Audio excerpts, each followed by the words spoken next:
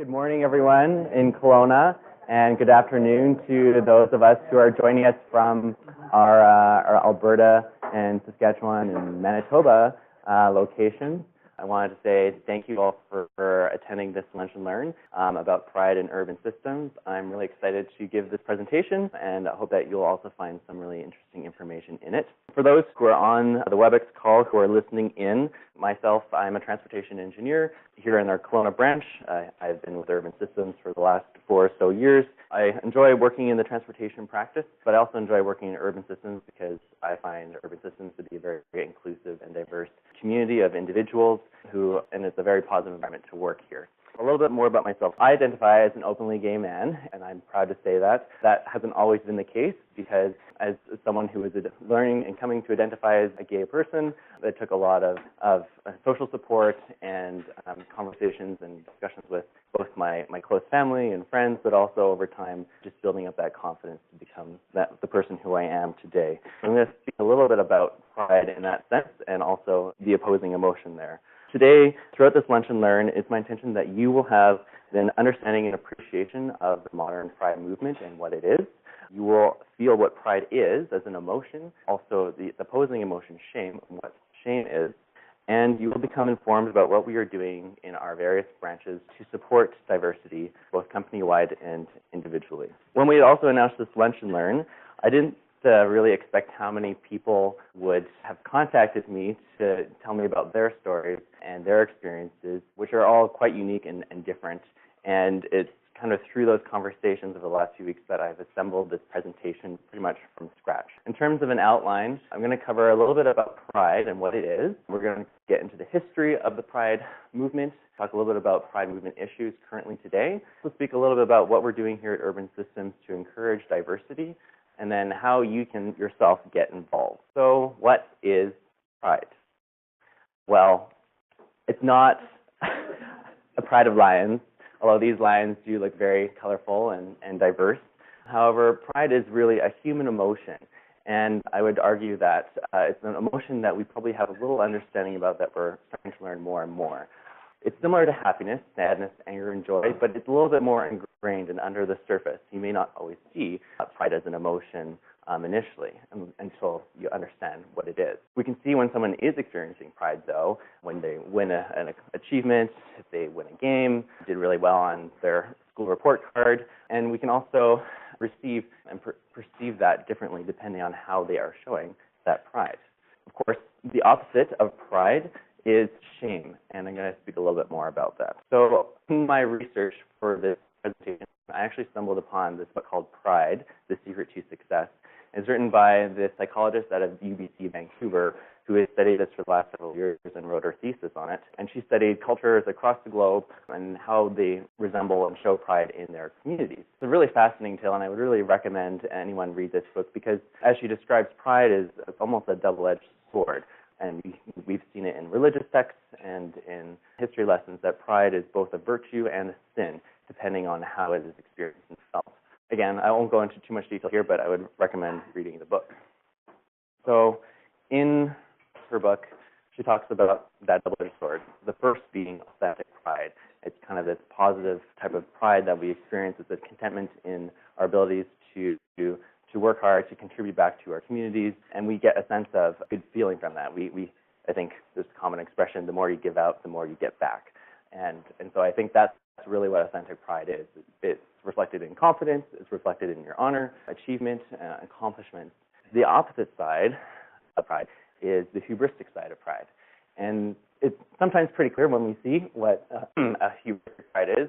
It may come off as being a bit arrogant or a bit focused, conceit, pretentiousness, and it's interesting because we observe that more as outsiders to someone who's feeling that type of pride than the actual person who is feeling that. And sometimes it's possible to go between one and the other without realizing it yourself. But there are definitely tools and tricks to be able to increase your own self-awareness about the type of pride you are feeling. I kind of relate that back to our urban systems values, or otherwise known as like our paradoxical values. Humility and confidence, I think, is the biggest one there, where confidence really is that sense of passion or pride that we take in the work that we do and that we give to our clients. informing them about different ideas or options or improvements when we're speaking with them and giving them our knowledge and advice. However, we can't do that without the sense of humility that we must also be able to listen and give empathy and really understand what the problems are. And so I think that's really kind of where we see the authentic kind of pride show up in our organization. There are the other values, of course: trust, generosity and appreciation, freedom and accountability, fun and professionalism, continuity and change, diversity and unity. That's always been there. It's not new. Bold and prudent definitely resembles our culture here at Urban Systems that we have developed over time. So it's the question, are we influenced by the pride that is expressed by other people? And I would argue that, yes, we do. To give an example, Bill Gates, very well-known man. I don't think there's anyone in this room or on the call who probably doesn't know who Bill Gates is.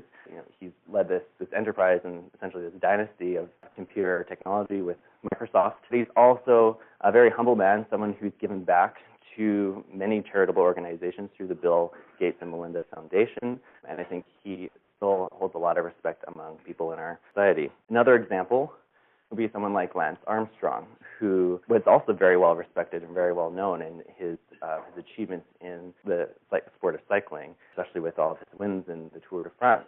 However, our perceptions of that changed when we all found out that about the drug doping scandal, which he was actually played a major part in. And so in that revelation of that coming out, I think people's perceptions of him and his successes were obviously pared down, and people realized, well, maybe is he actually really good at what he does, or did he just cheat to get through and win the titles that he had won? I think for Lance Armstrong, he originally was very motivated and had authentic pride about cycling, and he really wanted to become the best of who he was. But at some point in his career, that kind of changed from, I'm going to work hard to be the best I can, to I am the best at what I am, and so I'm going to maintain that. And I think that it proved differently for him. The opposite emotion of pride, I would argue, is also shame. Now, shame is kind of organized a bit differently.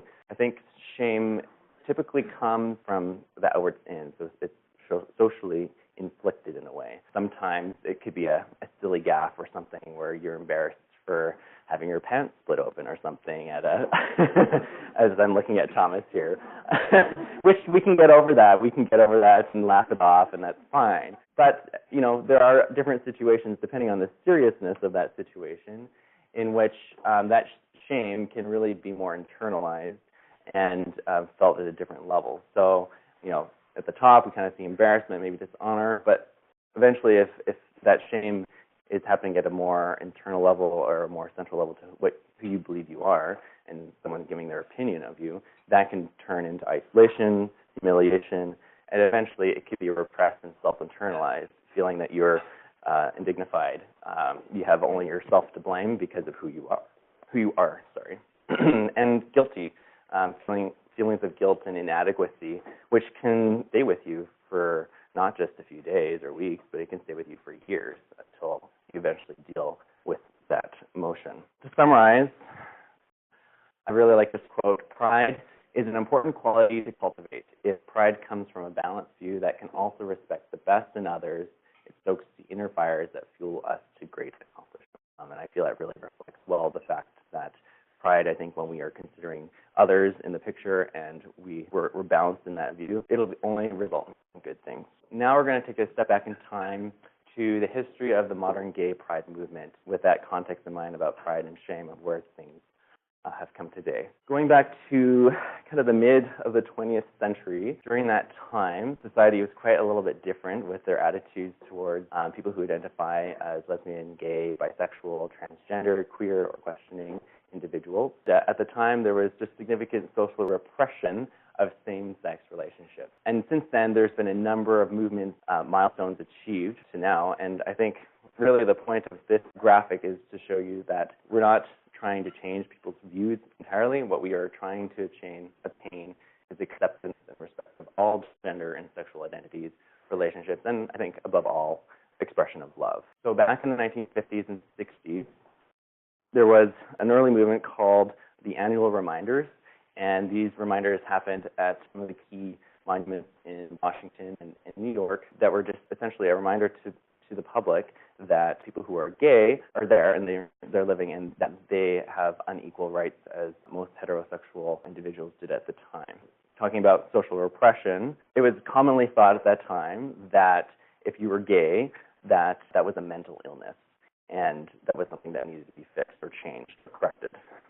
But people kept going to the annual reminders who believed in who they were as individuals, and things started to change as we got into the 1960s, the 1970s, 1980s. Probably the biggest single event that happened that catalyzed the modern Pride movement was the Stonewall Inn riots in New York City. So that happened in 1969, the photo down here on the bottom left of the screen. On that night, police force from the Moral Public Division of the New York Police Department raided a bar that was frequented by gay and lesbian individuals, pursued arresting those individuals out of the bar. And it had been going on for a few times at that point. There was one woman who I can't remember her name right now, but she was being taken out of the bar in police arrest and was fighting as hard as she could for her life. This is wrong, this is an issue. And when people saw the struggle, that catalyzed a riot that evening in which the police force was locked into the bar by thousands of people out on the streets that protested the unrest that happened at that evening. 1 year later, after that event, was the first Pride March in the city of New York on Christopher Street. That really has started all these Pride marches and festivals that we have seen to this day. In Canada, Toronto and Montreal, we're not free of our issues in terms of police enforcement and social repression. In Toronto, there was an evening on Church Street where 250 gay men were arrested in a single night, and quickly following that, there were also riots and thousands of individuals marched to the police department's front doors and rioted that this was unjust and unlawful. And in Montreal, between the 1970s and 1990s, 800 gay people were arrested by the police department in typical bar establishments just based on their identity and sexual orientation. Since then, though, I think we've had a few more individuals speak up and show that they are allies and supporters of people who identify as gay or lesbian. For instance, Pierre Trudeau was famously quoted as saying, "There's no place for the state in the bedrooms of the nation. What's done in private between adults doesn't concern the criminal code." And that happened at a time where Canada was decriminalizing same-sex relationships. And further, Harvey Milk also was quoted as saying, he was one of the first gay political figures in U.S. office. He said, "If you are not personally free to be yourself in that most important of all human activities, the expression of love, then life itself loses its meaning." So I think through this kind of collage of pictures and history, I think you can kind of relate back to that tug and pull of pride versus shame and what was happening there in terms of society and the shameful type of rhetoric that was happening, and then also the people who were standing up for what they believed in. Currently, we'll kind of fast track now to today because there's lots of milestones and things that happened there to get to us to where we are today. But I think we're at a point now where, we've got a lot of the same rights and civil rights as heterosexual people do. Marriage, same-sex marriage, was legalized in Canada federally in 2005. It was legalized in the United States federally in 2010, especially in the States where insurance and different rules must apply differently. That was a big milestone for individuals living there. And I think we're moving to this point where we can really talk a little bit more openly about gender and sexual diversity and not letting it be kind of like under the surface. Because I think when we think about it in terms of who people are and how they choose to love, I think there's a lot more opportunity for understanding and breaking down any further stigma that still resides.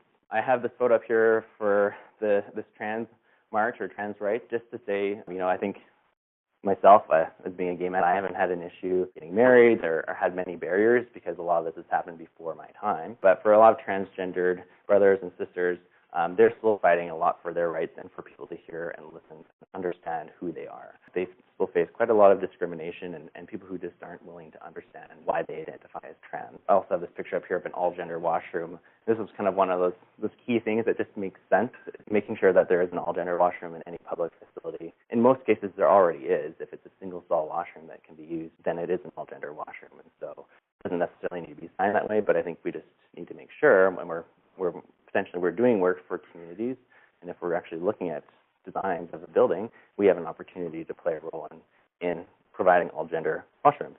These are some statistics from the province of Alberta with respect to LGBTQ youth. This was released just this year, and it just kind of goes to show that there are still some areas that we're trying to work on in terms of making sure youth also feel accepted and equal like their peers. To quote a few statistics off of this screen, 44% of LGBTQ youth have reported having thoughts about suicide compared to 26% of heterosexual youth. And another figure that gets to me is more just so on a typical day at school, 53% of LGBTQ youth felt unsafe compared to only 3% heterosexual youth.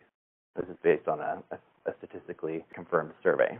I'll move on to the next one.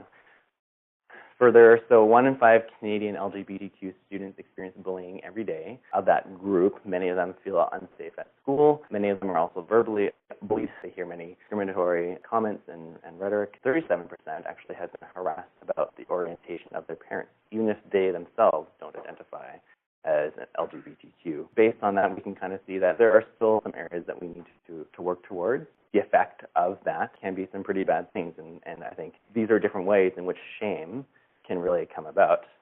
Stress, chronic mental illness, homelessness, addiction, which there's many factors probably involved in that. It depends for an individual who may be gay, even if they're bullied at school, but if they have supportive parents and a supportive family, they're probably a little bit better off than a student who doesn't have that support network. So I think that's an important area that needs some more work. So in a way, we've been moving from this area of tolerance and justice and freedom towards what I would like to say is diversity and acceptance, and just accepting people for who they are, understanding who they are, and allowing them to be. And I think we have a huge role to play. This flag on the right is the ally flag. It is the flag that represents individuals who may not identify as gay or lesbian, who are straight, and resembles that you support diversity and the LGBTQ community, and you're willing to stand up to comments that you hear that may be homophobic or discriminatory, and that you're willing to stand by your peers who need their support. That's kind of the history and current day issues. I want to talk a little bit about encouraging diversity at urban systems and what we're already doing to do that. I think many of us are familiar with the company strategy now that Martin and Steve spoke about. This strategy really is based on 5 overriding goals here. So we got living company, diversity, entrepreneurial spirit, fun in work, and working with communities to realize their aspirations. So I'm going to focus just quickly on diversity and what we're trying to encourage among our staff here. So we seek out and build upon people's differences, and we create dynamic and inclusive environments. Further, we know we are traveling in the right direction when diversity is a competitive advantage. We are as diverse as the communities where we live and work, and we value authentic approaches to leadership.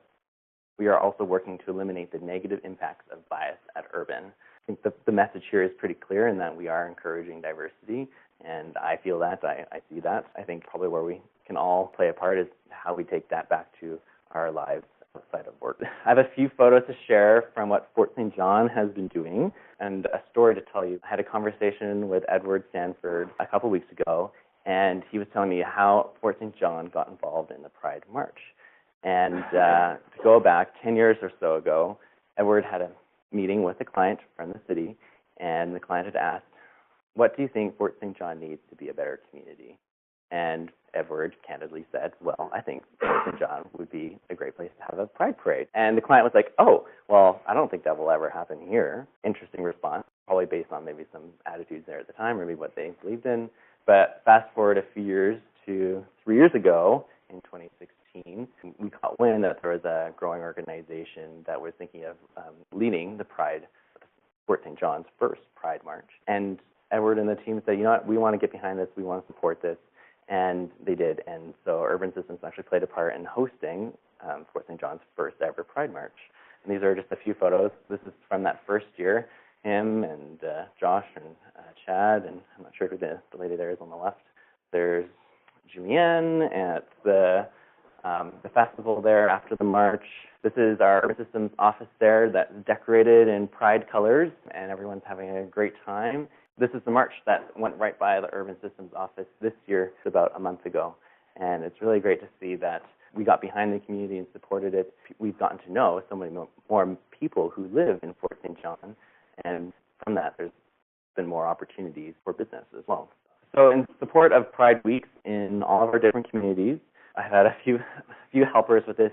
Annie, Bree Haley in the Vancouver office, Angela and Alyssa and Jesse in Kamloops have all worked together to create a poster, an educational poster for Pride Week that talks a little bit about sexual orientation, gender identity, and romantic attraction, which really the intention and the purpose of this is to provide some information about gender and sexual diversity.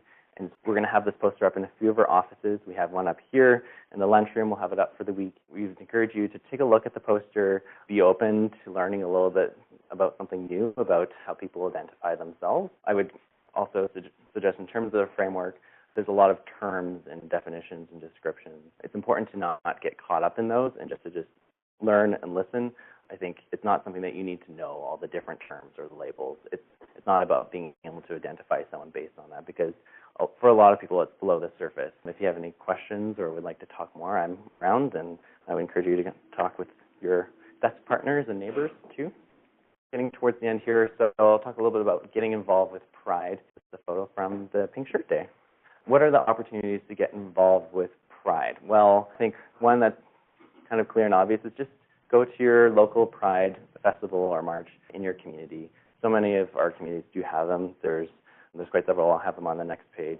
Whether you just go to watch for your first time or you want to get involved, this year our Kelowna office is putting a sponsored ad in the program guide, and we have some activities planned for Pride in Kelowna this year in our office, which we hope to kind of carry forward into future years.